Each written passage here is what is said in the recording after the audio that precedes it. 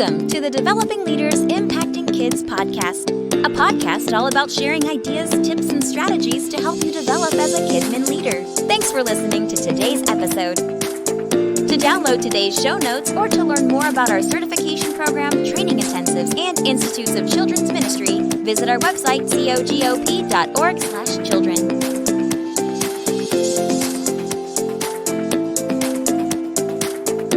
Hello and welcome to today's episode of the Developing Leaders Impacting Kids podcast. I'm Sean McKinley, and joining me today is my co-host, Joy Hensley. Hey, Joy, how are you? Great. How are you? You know, I am really excited about today's episode. We've been launching into new territory with this podcast, doing some of these live interviews. We've gotten some great feedback, and we have just been so excited about our guests today. Yeah, let's tell them who it is. Okay, well, I do want to mention, we did a children's ministry survey at the beginning of the year, kind of our annual survey to assess where everybody is at. And one of the things, 60% of the people that we surveyed said that the past years, all the craziness with the pandemic had really motivated them to become better leaders. And so that was really encouraging to hear. We've all been shut indoors and ministry has been pressed on pause, or at least looks very different than it did previous to the pandemic. And so a lot of us have been thinking, boy, this is an opportunity to invest in ourselves, become better leaders. And we have a book that you and I have been reading recently, and we have the author of that book with us today that I think will really help people who want to grow to become better leaders. And so I think I'm going to let Joy introduce our guest today and tell us a little bit about more who we have with us.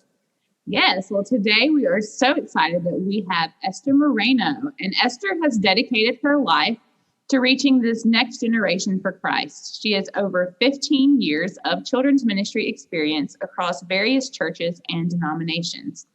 She is one of the hosts of Children's Ministry Today on Fishbowl Radio Network. In addition to hosting monthly live webinars on social media, she leads virtual trainings for children's ministry departments all over the country.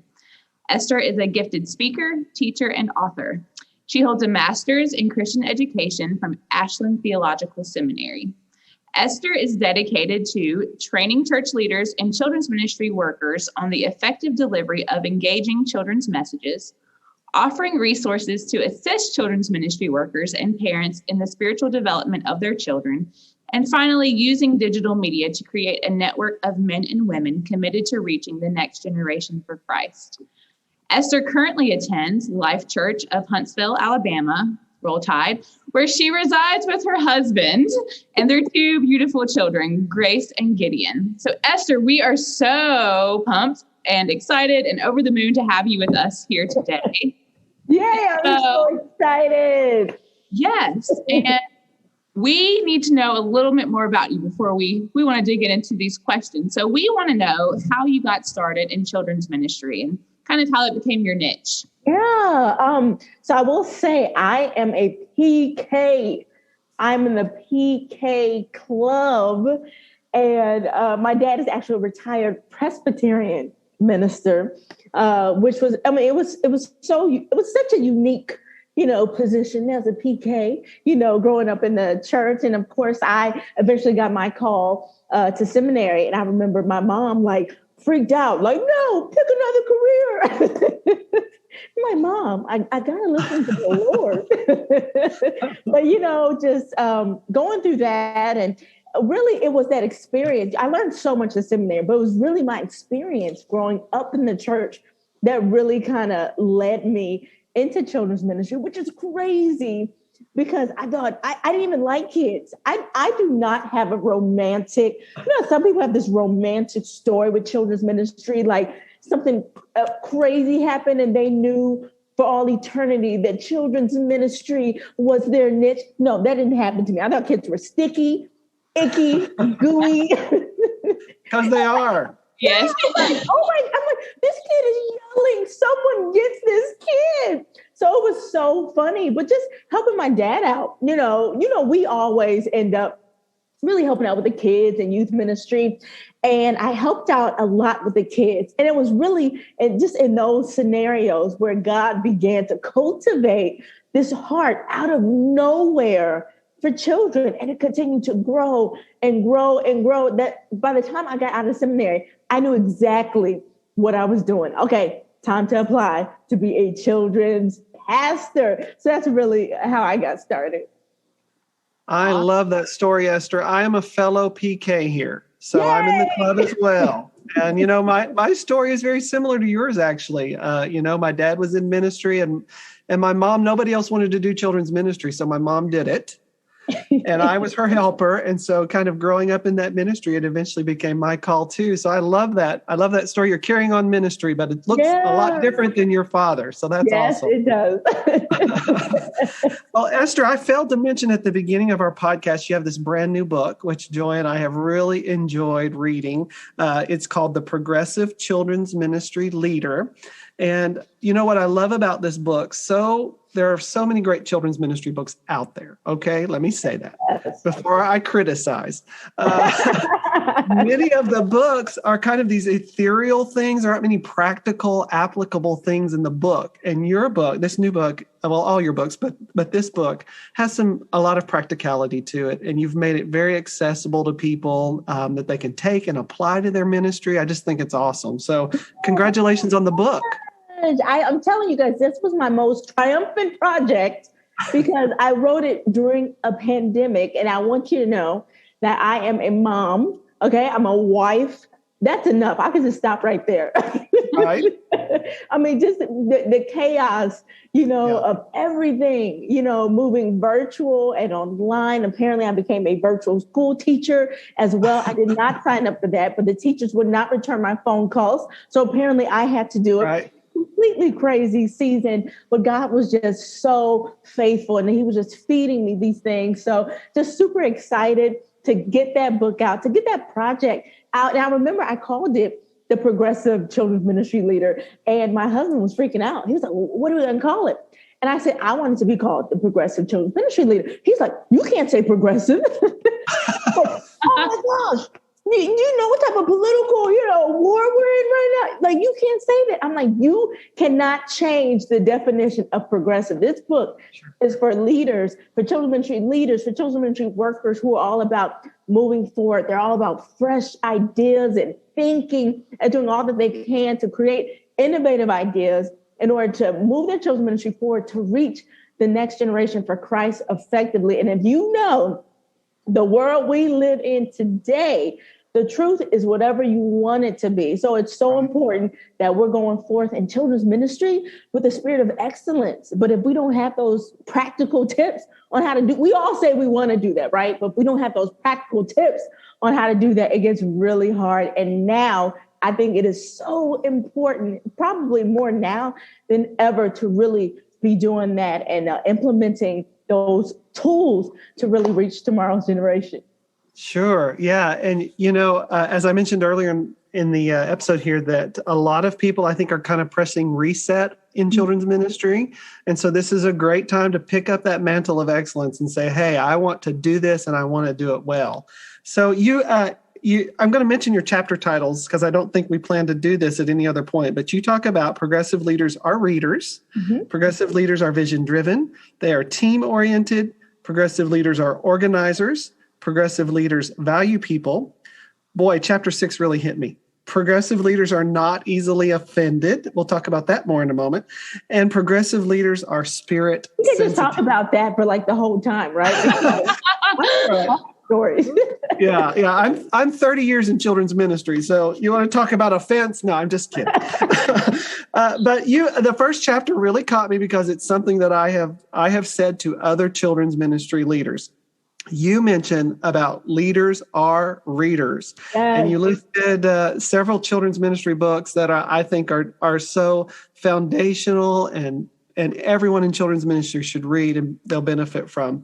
But we were wondering, sort of outside of children's ministry, are there other, sort of genre of books that you find helpful in ministry and leadership? And maybe tell us a little bit more about them. Oh, my goodness. Absolutely. I mean, I am a firm believer. We can't be so overly spiritual that we're not willing, to go outside of Christian books to really gain information about the world and even how we do ministry. I think that is super important. And I have a couple books. Can I tell you a couple of the amazing books? One of the things that I do, even, one workshop I do has a lot to do with reaching kids in the digital age. There are a lot of Christian books, out there that kind of really talks about that, which means I have to go outside of our Christian bubble and make sure that I'm reading the book so that I'm ready, so that I know what's coming, so that I can really use that for the glory of God. But I have a few books. The first one that really kind of took me off in children's ministry in terms of doing conferences and things like that is called The Magic of Thinking Big. And I mean, and it's this really thick book. It can be really intimidating, but I love like reading books through Audible and like listening to them. And I can't tell you, I have read this book so many times. It's by David Schwartz. And it will just inspire you and encourage you to think big in children's ministry. Sometimes we can think so small, but God wants us to think big, and we serve a big God. So he can handle the big requests, okay? He can handle us thinking a little bigger. So I just love that book, Finish. I love this book, Finish, by John Acuff. I mean, he's just a phenomenal author. I struggled in children's ministry with, I would have goals, but actually finishing them. So having this book just to inspire me to finish, to experience the joy of being done. Like, oh my goodness, this transformative for me. Winning with People by John Maxwell. I love that book. I think it's so important. We are in a ministry where we work with people. And we can completely be losing with people because we do not have the necessary skills with working with people. Well, that's okay. You don't have to have the necessary skills. This is why we have to read certain books to help us learn what do we need to be doing in order to win with people. Everybody wants to win with people. So absolutely love that book. I have two more because I love this one. It is How to Lead When You're Not in Charge. And I love that one. I tell you, my most powerful season in children's ministry, it wasn't even when I was the leader. It was when I was the follower.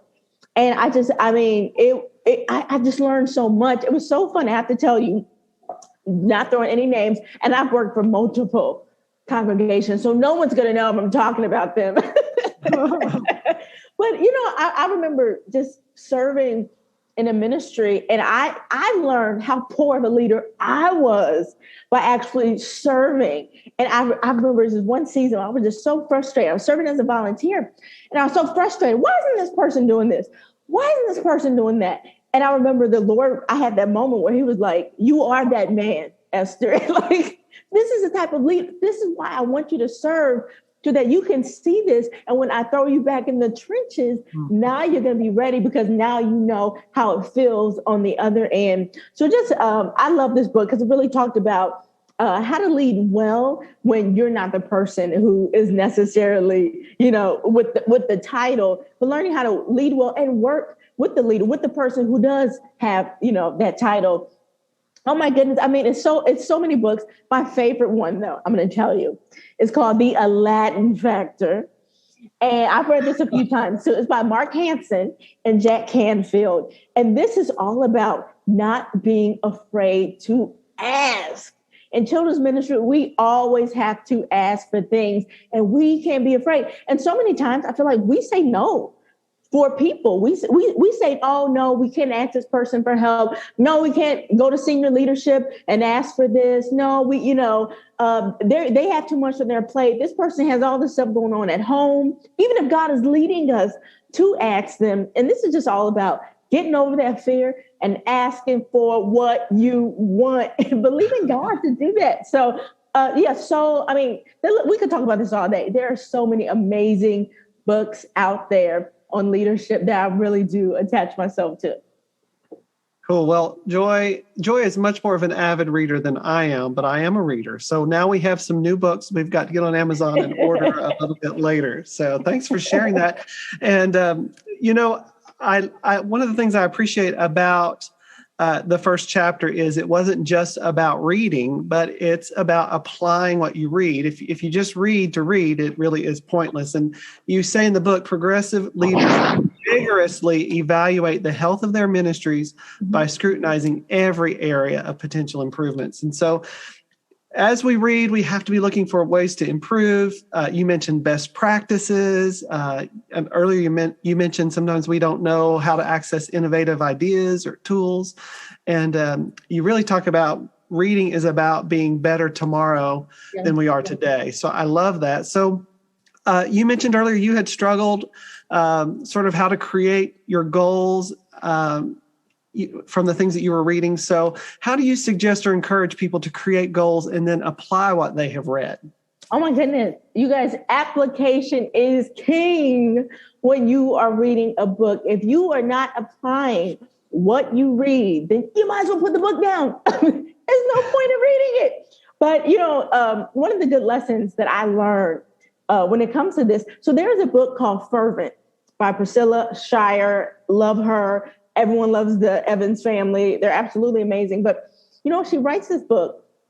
And my favorite part of the book wasn't even necessarily the book, but she forces you to stop and create a prayer strategy after every chapter. So by the time you're done with the whole book, you have this huge prayer strategy for the year. And I think that is so important when we are reading to stop, to absorb. Okay, what did I get out of this chapter? What can I use and implement in my children's ministry? And just really slow down. One of the things I like to do is I like to have like a visible board up. Whatever it is, it has to be visible, that has goals on there. You got to have your vision. It needs to be visible. My husband and I, we come up with like yearly, like annual goals. It makes us feel better. Instead of New Year's resolutions, we come up with goals. I'm like, oh my goodness, here we go again. But it was so funny. One year he said, I'm going to hang this up. And he put it in the closet and, and it closed the door. And I'm like, we're never going to get these goals done because we can't see them. So I think just having those visible goals and making weekly goals. I think weekly goals are so important. Have that vision there. What is the vision? You're reading this book. This is great. I need to have this as a part of my vision. Now have another board or another poster, whatever you want up. Make sure that you can see it. It can be on your computer as soon as you open up your computer so that you can see that and say, this week, based off of my vision, I'm going to do this on Sunday with the kids. Or I'm going to play music in the hallways and make it feel more warm as families are coming in. I mean, there's so many things that we can do, but we have to apply what we read. And I'm a firm believer. If you're not getting anything out of a book and it is not feeding you at all after the first couple of chapters, okay, get rid of it. Okay, let's read a book. But we're getting things, out of it because every book is not for everybody. If you're not getting something from each chapter to really take with you to use in your ministry, maybe this isn't the book for you. You need to go to another book. But just slowing down and just absorbing, the content so that's the purpose, right? To help your ministry. Well, you made several statements in your book, Esther, and some of them were in bold and italicized. And one of them, though, I wanted to bring up. And it says, all of us in children's ministry ought not to just be functioning from service to service, but we should be building with the future in mind. Now, this was a little personal for me, not going to lie, when I read that, because I feel like sometimes I do, in all honesty, function from service to service. So my question for you is, what are some ways that we can live out the here and now, but also keep that vision central? Oh, my goodness. So many ways. I will say it is so easy to get stuck in the status quo, of leadership to where you're just kind of just there and you're just functioning. I remember when I first, got hired, to my first children's ministry position. This is probably every position I've been hired for. You come in, you're super excited. You're excited, to see how God is going to use you in a unique way to bring something. And then a year or two later, you're just trying to maintain events. You are the coordinator of all things, events and, just things like that. But I want to say it's so easy. I've been stuck in that before, when it comes to thinking about the future. What? I'm I'm just trying to survive. I'm trying to look good in front of senior leadership. I want them to say, I'm doing a good job, but it's so important.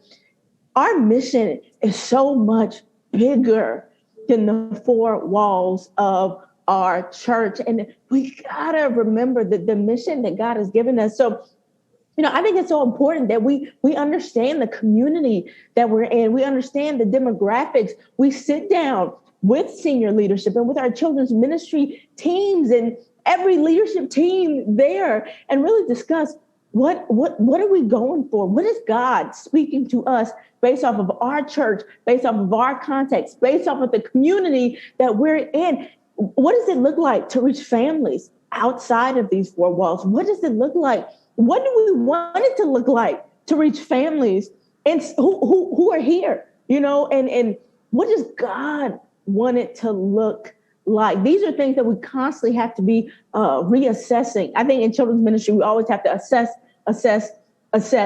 every month, if not quarterly. I think that teams should be coming together.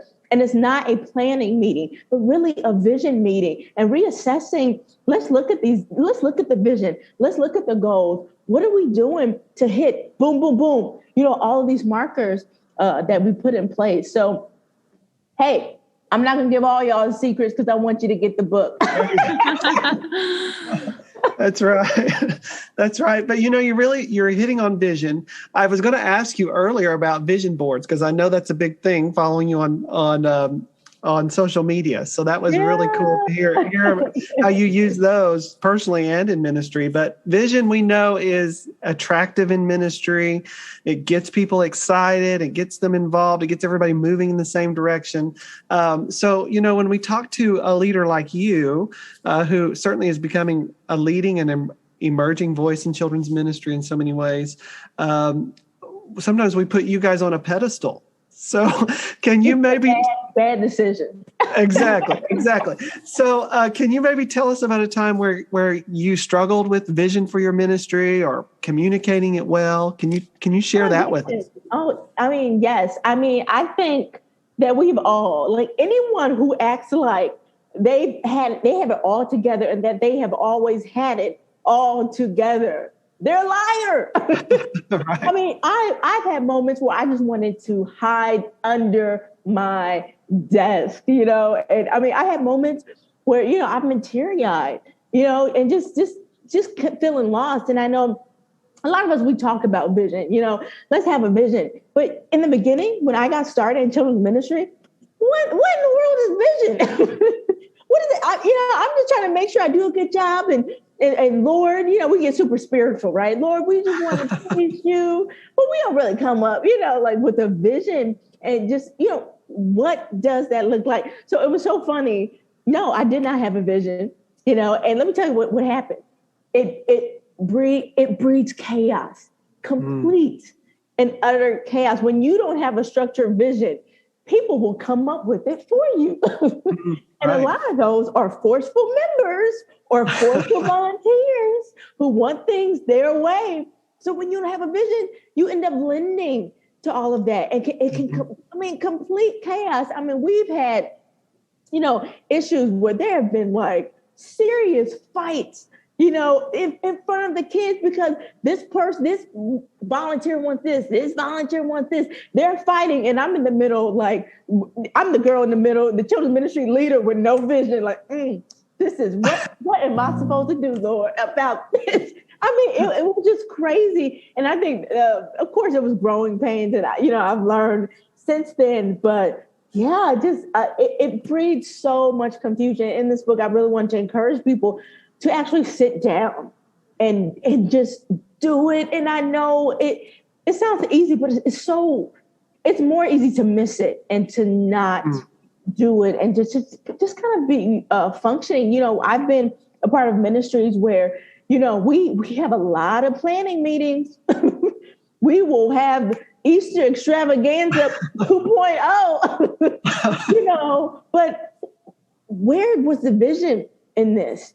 If we're not operating out of our vision, then what is the purpose? And these are real things that we need to look at in children's ministry. When we're leading, as a leader, we are responsible to help with that vision, and to make sure that it's clear for everyone else to catch on. Is it clear? Do people know the vision? I had a minister friend who kind of contacted me, and he said, oh my goodness, I was in a meeting and we were getting approved for this huge grant. And I was so excited, Esther. And they just wanted to interview me and my team.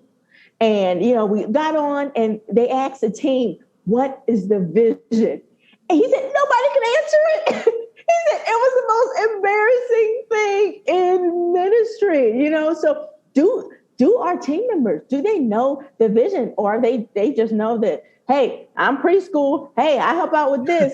Hey, I help out with fundraising over here, So it's just super duper important. Super duper is like a super duper weird word, isn't it? Is that like old school super duper? Oh, it's super cool. Yeah. I think I'm aging. Oh no, this is. Well, aside from vision, you do, in chapter 3 of your book, you talk about how it's very important for a leader to know and understand themselves. Now, Sean will probably make fun of me when I tell you this, because I'm all about like the Enneagram test and things like that, because I just love that. And I love hearing what other people's things are. But I wanted to ask you, what are some simple ways that those who are listening can better learn about themselves? Oh my goodness, we have to not be afraid of feedback. Ick. That is the icky phrase. Nobody wants to get negative feedback on themselves, on the way they do ministry. But I'm telling you, it is incredible getting that feedback. Something that I invested in when I was serving in children's ministry was a children's ministry coach. I actually had a coach in children's ministry because I remember, I had just got hired for this position. I just really wanted to do a good job. And my favorite thing about my coach was that he was like so mean. I loved it because he would ask me questions. We would sit and, we would discuss week after week. And he'd be like, why are you doing this? And I'm like, you are so critical. I mean, I remember I was in tears, but it made me such a strong leader. And I remember part of the issue, I did not like constructive criticism. I didn't want to hear anything negative about myself. What are you talking about? I'm Esther. I'm enthusiastic. Everybody likes me. And he's like, no, honey. Mm-mm. I mean, and it, to me, that was so important. Even putting things out, to your congregation, and asking, put it out to your team members, and let it be something you say, hey, this is anonymous. No one's going to know. Don't put your name on it, and just submit it in this box so that they feel comfortable, and just put it in there somewhere that's not near your office where you can see and have questions that you really want to get feedback on. Hey, what do you think of my strong suits? What do you think of my not so strong suits? Because when you figure out what you're not good at, that's how you build a team. Your team should be people who are good at everything that you are not good at. I am not good at woodworking. So when I need a set built, I need to get somebody who's really good at that, who is on my team. I need someone who's, maybe you're not as creative. I need to get somebody who's super creative, just getting those, mixed people on your team. But you can't build it if you don't know what you're not good at, or if you're in denial and you think you're good at something that you're not good at. I have seen that. We had this wonderful, wonderful woman. She was super attached to BBS, and she loved the stage part. So she would always do the acting, we did group publishing for years. And I remember it was a horrible sight to see because she wasn't good at acting. And it was terrible. And I'm like, someone tell this woman she's not good at this so we can get some junior leaders up here and make this entertaining. But it's just so important that we get those skills and reach out to people. Feedback. If you have to squint your eyes, and hit the submit button and send a questionnaire, I'm telling you, it is going to be worth it. And don't get feedback from people who are just going to pat you on your back and say, oh, no, you're amazing, Joy. We love you. Like, you have to get feedback from people who you know are going to tell you the truth. And we're going to get into the spirit of offense soon, so we won't go there yet. There you go. Well, as we keep moving sort of through the themes of your book, Esther, I was ready to stand up and say amen on progressive leaders are organizers. That's awesome. I love that. You know, as somebody who visits a lot of children's ministries, one of the things that frustrates me is to go into a children's ministry that's very disorganized or kind of looks like for lack of a better term, a junkyard with a lot of just mess everywhere. And I love that you really point out that organizing both our personal lives and our ministry is really a matter of stewardship. And so I love that. So when Joy and I were kind of comparing notes about the book here, one of the things that we talked about is, you know, sometimes you talk about how children's ministry can look like an episode of Hoarders, which I love because that is so true. And as Joy and I talked, we realized, you know, so many times people are wanting to be kind-hearted in the congregation. They want to donate things that maybe should just be thrown out instead of donated. So this is something a lot of our people who listen are smaller churches. And so what kind of tips or suggestions do you have for those people who sort of contend with this all the time, people just wanting to drop off their old stuff? Oh my goodness. Okay. This is going to be like the most simple answer in it. Just say no. There you go. It is, we have to just be so careful and really guard our space. I remember that we had some of the sweetest members, you know, because when you don't say no, it is going to cause a problem for you in the future. So you really have to think of it. You are saying no to a problem. If you can say no to a problem, and you really do. But we had the sweetest members. Hey, my grandchildren, they're not using this. Hey, my son is now 38. And we don't use his baby toys. Can we drop? So many. And when you don't say no, we had a situation where we had gotten so much junk that we had to get a truck. We had to rent a truck at the church and spend all our money to get rid of all of that stuff. Those are things that you don't want to do. Those are issues that we pick up when we don't know how to say no. Or, just a loving, that just touches my heart. I'm just so grateful for that. But you know what? We just really don't have any space for anything new. Get rid of donation boxes. If they're sitting in the narthex, get rid of them and just really say no. For a lot of us, for some of us, if we're honest, saying no can be scary. Like we want everybody to feel good about themselves. We want them to feel like, oh my goodness, of course I'll take the donation. You have just helped the next Billy Graham with this dusty toy that you have donated. We want them to feel like $1 million. But I'm telling you, don't do it. Say no. It's going to be worth it in the future. You will see. Yeah. I don't think a lot of people realize that their ministry space is such a reflection on the ministry itself. And so, again, when parents too, when families come into your ministry, I'm going to say parents, workers who sign up to serve, when they come in and they see the stuff is unorganized or they're teaching a class and they open up, the cabinet to see, okay, let me look in here to see the supplies. And it looks all messed up and they're dried out markers and this is over here and it's used paper, cut up paper over here. That turns off workers. They don't see it as a ministry of excellence. So they may leave, or what's worse, they stay and they follow that mediocre, just that spirit of mediocrity. They walk in that and how they reach the kids, that they may be over. So it's so important. Families come in, they see stuff shuffled over, that turns them off. I'm telling you, children's ministry is so important. When people see that things are organized, they see a spirit of excellence and they want their kids and their families to be a part of that. Absolutely. Mm-hmm. That reminds me, when we were moving into our children's area at my church, I go to an older congregation, and one of the children's leaders, she was probably in charge, probably like in the 70s and 80s.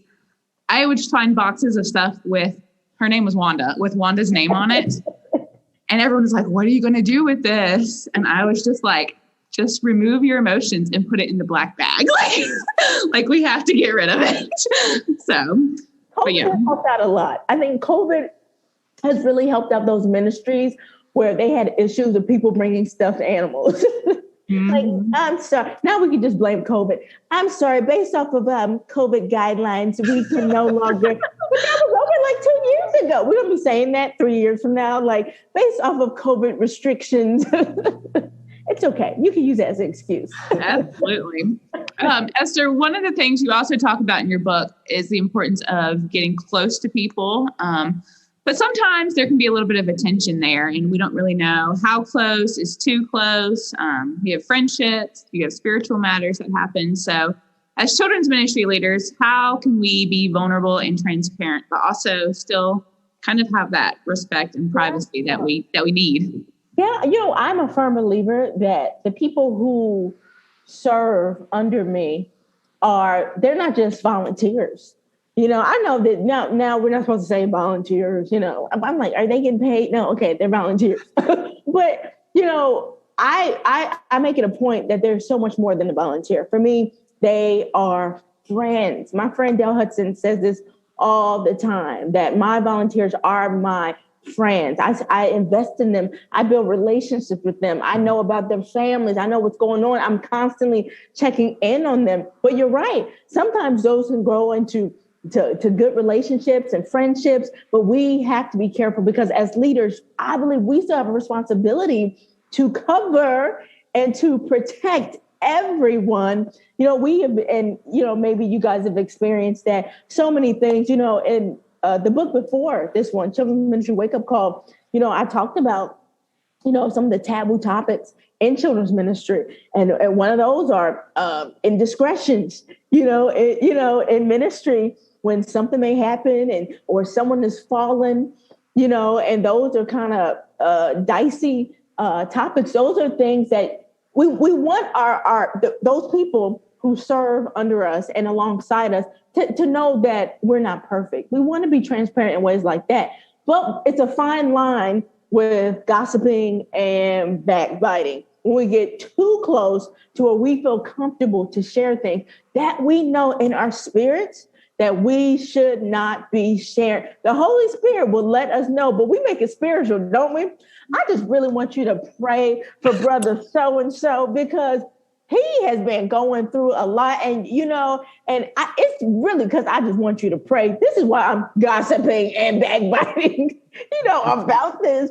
But we have to just be on guard. It is our job to cover. I remember as a children's pastor, I always just felt really responsible for the senior leadership. I'm like, we are leadership here. Like, this is my family. I have to cover this family. I have to protect this family. Even when I didn't agree with my family members all the time, I just remember having this, when the pastor would preach, I'm thinking, that's my family. This is my family. I have to cover. Hey, he tells a joke, no one's laughing. I'm laughing super hard. Like I would like, like I'm my family, and I have to support and protect the family.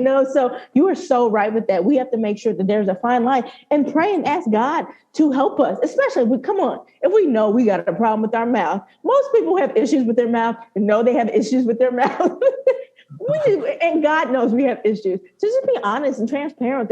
God help me. I am itching, because the enemy will come in and try to convince us and turn it into a spiritual matter on why, we need to gossip and backbite about things. But I'm telling you, just show your vulnerability, and keep things that need to be kept just keep them. Well, let's get to chapter 6. Okay. We've been talking a little bit. We're dancing around chapter 6. Progressive leaders are not easily offended. And I love this quote that you have featured in your book. The offense you hold today will sabotage your success tomorrow. And I've been around children's ministry long enough to know that there's a lot of people who carry around offense. Sometimes we feel like we serve in a ministry that's not as valued or appreciated. People don't see what we do. And I see it so often when I'm visiting children's ministers. And another great quote that you have in the book, leaders must not be tossed to and fro by petty disputes, but must recognize that their heavenly assignment will carry with it some battle scars. And boy, I just love that quote. You know, as children's ministers, we have to deal with our pastors. We have to deal with other church staff. We have to deal with parents and volunteers and even the kids sometimes. And there's just so much, we're very open to situations that could cause offense. So can you maybe share with us just a little bit about the spiritual aspects of this chapter, what you're dealing with there, and how it really is a hurdle for many of us in children's ministry? Yeah, I think we need to remember that we all go through offense. Like we all go through offense. We've all offended. We've been guilty of offending other people, whether we, like it or not, accept it or not. We have, we've all been on both ends of that. My dad is a retired Presbyterian minister. And what I didn't share was part of his ministry in the Presbytery. He would go to broken churches, broken, unhealthy churches. So, I mean, whatever church that had an issue and a problem, they would send our family there. I mean, drama, strife, craziness. And once they got healthy, they would move us again to another broken church. I mean, talk about the spirit of offense. We have had our, growing up as a kid, we've had our windows in our car just knocked out with bricks by the church secretary. I mean, these are the crazy scenarios, and I will never forget my dad. He was at another church, and I can't believe he retired. I mean, in the ministry, with that being his ministry, but it's something I know that God gave him. But something that is really hard is when people are attacking your kids. Like, we get mama bear, papa bear when people are messing with our kids. And I remember I was over a program that they called Christian Academy. And the church did it every summer, and I got the gig because hey, I'm the pastor's daughter. So I remember doing it, and this one woman got so upset and angry with me. Had to do with her daughter. Daughter never showed up to rehearsal. For one of those things we were doing. And she got so upset. I remember she screamed at me. She yelled at me. I'm crying like in the Narthex Commons area. Like, why is she shouting? Like, it was the most embarrassing. I remember I went back into the office and in my dad's office, and I'm sitting there and I'm literally, a young adult. It's like a brown paper bag moment. Like, I have never hyperventilated. And I'm like, what's wrong with me? I am so upset. Like, it was crazy. And I remember my dad, I remember how he responded to it. It never left me. It has given me strength to stay in ministry up to this day. When people offend me, I remember he goes out there. He was so upset. Like, oh, you attacked my baby. And he went out there and he loved on this woman. He was kind to this woman to the point to where she was ashamed, and she comes to his office, the next day and says, what did it say? The devil made me do it. Comedian says this. But I mean, she comes up, with all this stuff, but he has so much grace for her. And I will never forget, I knew my dad was upset. I knew he wanted to rip her head off for how she treated me, but he didn't, because he knew the mission was so much greater and so much bigger. And I really believe that to this day, that lesson taught me on what my response should be in ministry. My dad was always so focused on the mission, because when you're in a position like that, you are constantly facing offense. People are not always going to agree with you. God will give you a message, and there will be people and naysayers who will come in and scratch your eyeballs out. It just makes you feel like a terrible person and in tears.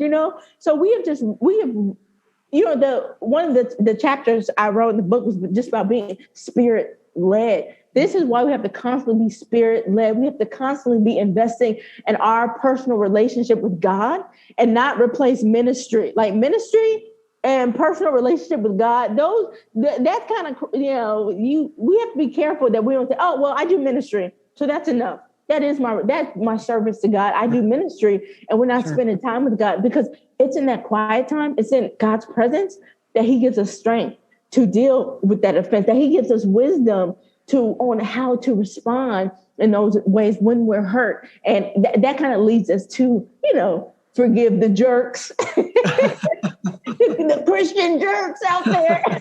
God loves them too. And sometimes we're the Christian jerk. Well, you just mentioned the spirit-led or the spirit-sensitive, I think you call it in your book. And one of the things that you shared a little bit on was Christ's promise to us about the greater works that we'll accomplish as believers. And I personally love that passage, but I think sometimes that concept can be a little hard for us to even think, just mentally, even to understand and for us to get behind. So my question is, why do you think that is so hard for us to get behind as believers? Oh my goodness. So that was probably one of my favorite chapters in the book. Okay, it was a tie between the offense one, because I've been offended so many times. But I mean, this is the spirit-led one, just because I think that it sounds so basic, but so many of us miss this important element. I mean, it is the foundation. And I think that we make it so difficult. But he just really wants to be in the center of everything that we do. That's all it is. He wants to just lead everything. He wants you to relax. He wants your burdens to be light. But so often they're so heavy because we take it from him, and we're carrying all these boulders and everything on ourselves because we're trying to do it. He's like, Sean, I want to help you. Joy, I want to help you. I want to be, I know, I got this. You follow me. And I will show you, and really for me, and I feel like it sounds so cliche, but we're actually getting ready for a virtual conference, that I'm doing next month. And I remember just praying over it. I said, Lord, I know you have all of this. I just want to invite your presence in. We're building a set. Lord, build it. I want you to give the instructions for what you want. Be with the hands of the person who's working on it, and be in every creative element, just inviting God into every piece. That's all it is. But if we don't take out the time to pray, if I could have done another chapter in that book, it would have been literally completely centered around prayer. Like, come on, why are we doing what we do if we don't believe that we are serving a God who is alive and who is active and who wants to move for our good? But the enemy will come in and convince us it's okay. You're busy. God knows you're busy in ministry. Don't feel bad. He loves you. Don't pray. Like, it is in my prayer closet where I get reignited to go forth and to do everything that I do. It is the ideas that I get. It's in that prayer closet. The favor that I get, the ways that are made, the volunteers do come up to me when God knows I need a volunteer. But I've shared it with him in that prayer closet. He handles it all. And I think that is something that we miss so much, but it's got to be the foundation of everything that we do. Don't make it hard. I mean, there are some days where God would say, hey, Esther, I know you're busy, but I'm gonna need for you to cancel all of that and just spend time with me today. And I'm telling you, when I go in there and I come out, and even though my list is still like this, I kind of want to hyperventilate because I know that it's so much to do. There's this piece on me, and God just handles he will take the little pieces of the elephant for me in ways that I'm like, oh my goodness. And had I not took out that time, who knows? So yes, just crazy. I could talk about that all day because I am like super. Come on now, we serve our God is amazing. I tell God all the time, you can't trick me now. Now I know you're able. Now I used to have a notebook, and it was a prayer journal that I had in my children's ministry in my desk. And every time I had a need, I would close the door, I would hit the shades, and I would write that need. And I would wait. I'm like, God, I'm just believing you to move. God, the second grade teacher just stepped down. You know we need that slot filled. I am believing you to get that slot filled and to bring a person to me.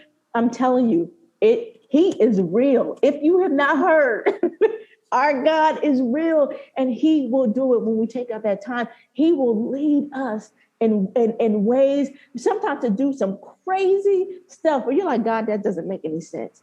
But he will lead us, he will guide us, and he will show up and never, never, never fail us when we take out that time for him.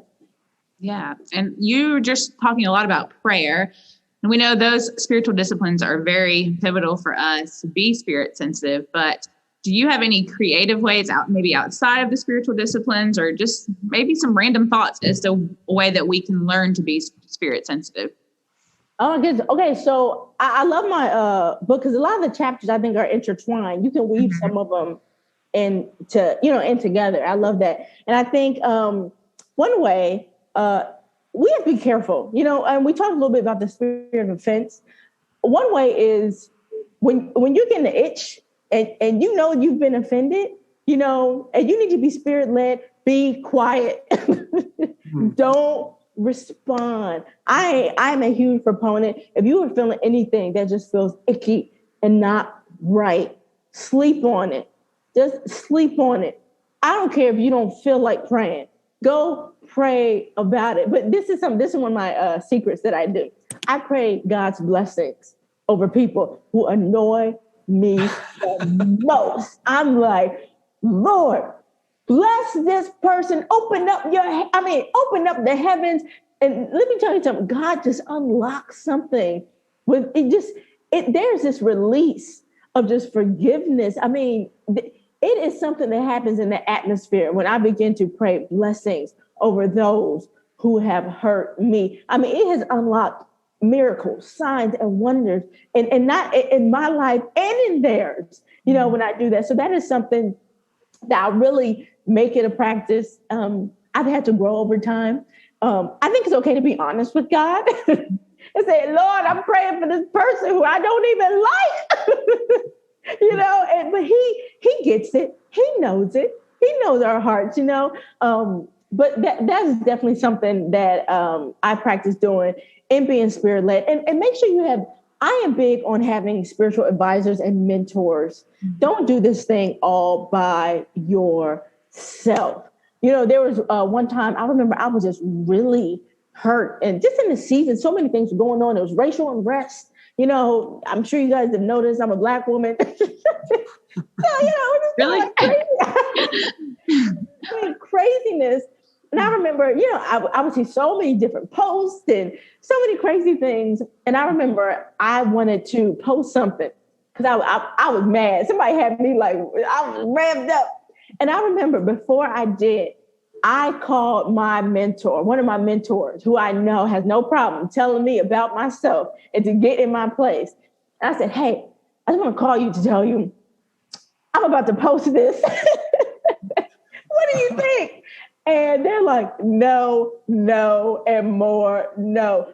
And God had used them. That was nothing but the spirit. We have to surround ourselves with wise counselors who will come in. Once again, not people just going to tell us what we want to hear, but people who will say, no, you can't bleed on the platform. You got to, cover and protect, because it can get crazy and intense in these streets.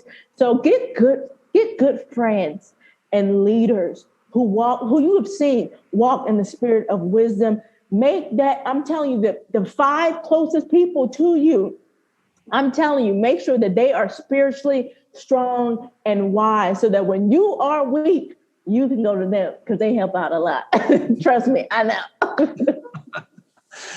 Wow. Thank you, Esther, for all of this today. It's just been so rich. And if people did not want to read the book before, I know they do now. So can you tell us where can they buy the book? Oh my goodness. Yeah. So my book is available on Amazon, but if you want a personalized signed copy, I encourage you to go to my website, which is www.childsheart83.com/books. And you will see it there. And I just pray. I just sit with God, like, Lord, what does this leader need to hear? And then I just sign that book. So it's fun for me, but I'm not going to blame you if you go to Amazon, I didn't know you did that. That's where I got mine, Esther. I'm disappointed.